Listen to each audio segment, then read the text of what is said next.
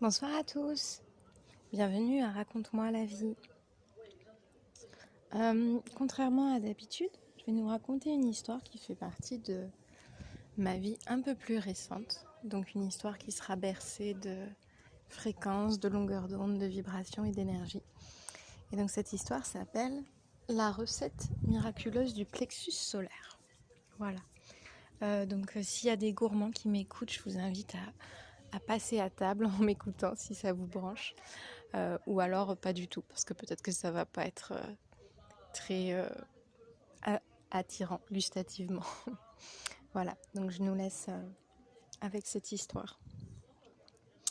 Depuis quelques années, je vis dans un monde d'énergie où tout n'est que énergie. La matière n'est que de l'énergie qui a un petit peu pris un peu de poids, un peu de masse, pour être exact. Et je ressens beaucoup les énergies dans toute chose, dans toute pensée, dans toute émotion, dans tout regard, dans tout verbe, dans chaque toucher, dans chaque lieu, dans chaque être vivant. Et donc, naturellement, dans ma psyché, il m'arrive très facilement de relier des énergies à tout un tas de trucs que le commun des mortels, ça ne lui viendrait pas à l'idée de visualiser ou de penser les choses de cette façon. J'ai tellement travaillé sur l'aspect symbolique de chaque chose, sur le plan psychanalytique, sur le plan des rêves, sur le plan de l'occultisme. J'ai tellement travaillé le quantique, j'ai tellement de sensibilité aux énergies que pour moi c'est devenu quelque chose d'assez naturel en fait.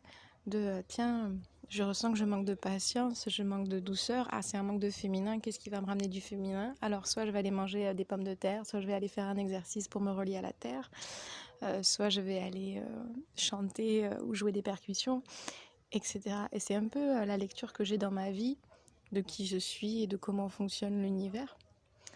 Et donc ça se matérialise dans plein de petits détails du quotidien qui sont toujours à l'image de ce qu'on peut vivre ici et maintenant. Voilà, par exemple, aujourd'hui, je décide de mettre une robe de telle couleur. Où j'en suis? Quelle est la posture que je vais prendre aujourd'hui? Qu'est-ce que je vais vivre pendant cette journée? Tiens, telle personne m'a fait telle remarque avec tel champ lexical, mais finalement, est-ce qu'il y a quelque chose à voir là-dessous que j'ai pas intégré du point de vue de l'inconscient, etc. Et donc aujourd'hui, petite introduction, je vais nous parler de mon plexus solaire. Alors le plexus solaire, c'est le nom qui est donné au chakra, on va dire central par rapport au corps humain, qui se trouve sous le diaphragme, au milieu du corps, à peu près, et qui est, on va dire, le centre global énergétique de l'être humain sur le plan invisible, alors qu'il y a plusieurs autres chakras, un certain nombre, et qui sont tous plus ou moins reliés entre eux. Chakra, ça vient de l'indien, du sanskrit, ça veut dire roue d'énergie. Donc c'est des sortes de vortex qui reçoivent et rendent et donnent et accumulent de l'énergie et qui tournent à des vitesses plus ou moins importantes et qui captent plus ou moins de choses, qui fonctionnent plus ou moins vite, plus ou moins bien, plus ou moins fort, etc. Et donc le plexus solaire, c'est un chakra qui est très important par rapport aux autres dans la mesure où il est le maître d'orchestre des chakras qui sont en dessous, donc les plus connus, les 3 chakras du bas qui sont liés donc à la sexualité sacrée, au périnée, puis au chakra souterrain pour ceux qui veulent aller plus loin, et puis les 3 chakras du dessus, donc le cœur, la gorge, la glande pinéale, et en fait ça fait 4 avec la couronne, donc en fait c'est 4 au-dessus et 2 en dessous, autant pour moi. Et donc nous avons ce plexus solaire qui lui est à peu près le chef d'orchestre de tout ça. C'est d'ailleurs pour ça que le plexus solaire joue un rôle assez important dans certaines pratiques chamaniques. Par exemple, chez Castaneda, c'est un élément qui peut être explicité de temps en temps. Et donc moi, depuis quelques années, j'ai des difficultés avec mon plexus solaire dues à ma fatigue énergétique. Que je traîne depuis un peu toujours, à vrai dire, avec un syndrome d'épuisement assez global et qui fait que j'ai très souvent des douleurs au plexus solaire. Le plexus solaire, chez moi, c'est le lieu où j'attrape le plus de mauvaises énergies, le lieu où je peux me faire attaquer par toutes sortes d'entités dans l'invisible, également pendant la nuit. Et puis le plexus solaire est juste sous le diaphragme, déjà que mon diaphragme a un vécu assez particulier en lien avec la perte gémellaire, parce que le diaphragme se crée très très tôt intra-utéro. Donc si vous voulez, chez moi, c'est assez symptomatique. Les douleurs au plexus solaire, les problèmes de plexus solaire, les fatigues énergétiques, les problèmes de j'absorbe les émotions, les problèmes de j'arrive pas à rayonner. Et puis, si on se place sur le plan psychologique, sur le plan plus de l'être et du quotidien, de façon plus pragmatique, on peut lire et voir que le plexus est associé, donc solaire, c'est parce qu'il est associé au soleil, c'est notre centre, comme tout tourne autour du soleil, comme dirait Kenny, Kenny Arcana, pour ceux qui ne la connaissent pas forcément. Et donc notre plexus solaire a besoin de rayonner. Et actuellement, dans l'univers dans lequel on vit, c'est pas forcément évident de faire rayonner ce plexus et d'avoir l'énergie qui va bien pour le faire. Donc notre plexus solaire est associé à la couleur jaune. Et c'est vraiment lié à l'estime de soi, à l'affirmation de soi, à la confiance en soi. Moi, j'aurais tendance à le relier carrément au masculin sacré, à cette idée qu'on a confiance en soi, qu'on n'a pas besoin des autres pour s'affirmer, qu'on s'affirme sans écraser l'autre, qu'on est juste soi, qu'on est juste bien dans ses baskets, et que c'est comme ça. On a des idées, mais on les impose pas, on les exprime. Et puis voilà, on n'a plus rien à prouver à qui que ce soit, on est comme on est, et c'est juste et aligné. Et d'ailleurs, le plexus solaire, c'est vraiment lié à la confiance qu'on peut avoir en nous. Et c'est pas forcément sans fondement que le mouvement qui a pris beaucoup d'ampleur en France et une résonance mondiale est un mouvement qui s'appelle les Gilets jaunes. Parce que c'est vraiment une question de place, c'est une question de positionnement dans la société, c'est une question d'estime de soi et d'affirmation de soi.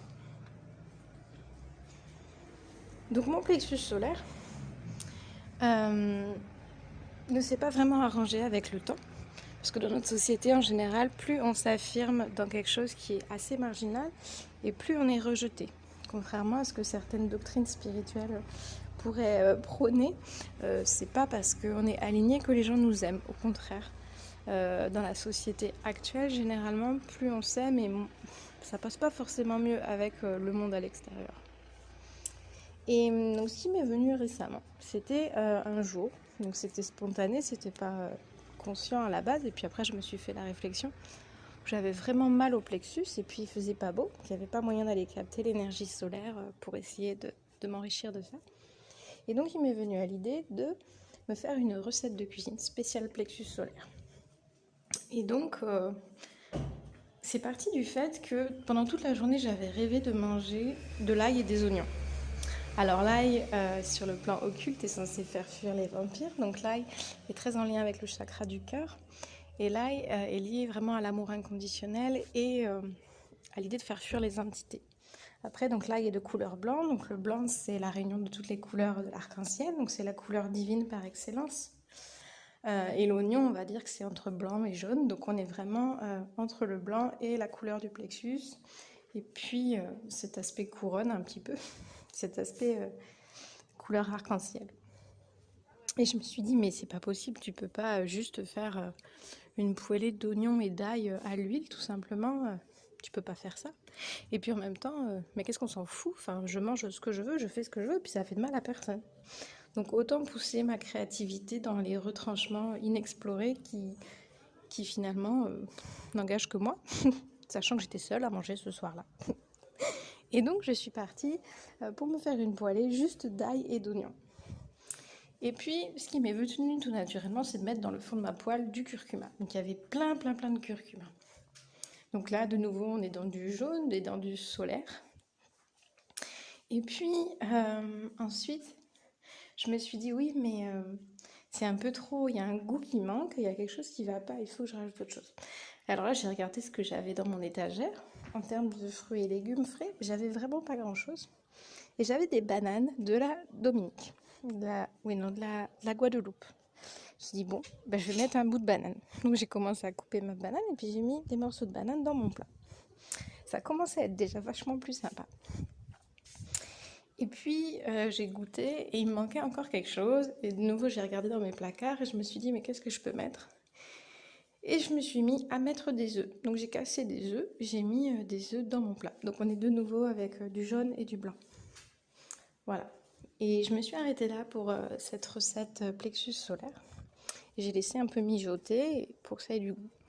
Alors le seul truc où j'ai un peu triché, et je vais sortir de mon cadre longueur d'onde, univers et couleur, c'est que j'avais pas de sel et ça manquait de sel. Donc j'ai mis de la sauce au soja. Voilà. J'ai un peu triché mais ça se voyait pas sur le plan des couleurs. Voilà, donc ça c'était vraiment pour vous parler du plexus solaire et de ma recette magique spéciale plexus solaire. Alors peut-être dans les jours qui viennent un nouvel audio pour vous dire si ça a marché ou pas. Mais en tout cas, moi j'ai trouvé ça assez goûtu. Ah oui, et je vous ai pas dit, j'ai mis des petites graines de sésame aussi. Parce que j'avais ça sous le coude et ça sonnait bien. Voilà, donc si ça vous inspire et que ça vous amuse de faire des recettes spéciales chakra, ben n'hésitez pas à m'envoyer un message ou à me faire part de vos goûts et de vos dégoûts. Voilà, je vous souhaite une belle fin de journée et je vous dis à bientôt.